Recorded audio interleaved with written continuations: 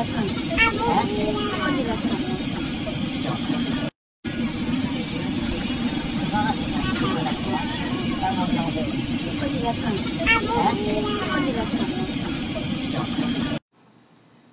14 février 2019, bamakangu nyonso to bolinga fali pour pas kotisa bino misapi, alia bino mbanga, amela bino mabele, après achimola bino bosani obokena na un hôtel na après concert boyaka déjà mitakala boza déjà mouillé bota fali pour pas déjà polisaka bino ba vagin bota fali pour pas déjà telemisaka bino bambuma mabele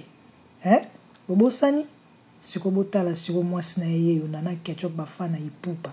lelo ye 14 février 2019 fali pupa na kini akolala na nani bamakangu bino bozongisa akolala na nana ketchup bozwi niveau ana mwasi na ye siko bino babasi oyo botindelaka nana ketchup ba photo so para so fali aza na France tala mobali na yo photo otindi ta mobali nazo sala boye na ba photo alikuta ba montage bozwi niveau Saint-Valentin siko botela ye motema ye yo siko aza na mwasi na ye bozo ba papier mouchoir bo pangusa ba mai nyonso to etondi na ba vagin nde boza déjà mouillé siko na photo au moins bokota misapeza te parce que aza na mwasi na ye kanda ezalaki ngai wa bino Marilo mwaka animatrice na bino ya émission Vérité Choc. Sponsor na ngami Sato Antonio Mbongo na Genève na Carouge, Serge Joséphine Difaïf na Hollande na Laye, Nathalie Bumba,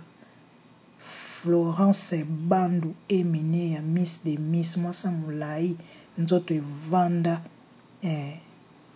tali mwasoko Miss Nzambe wana Florence Bandu Emene na baksa bisous.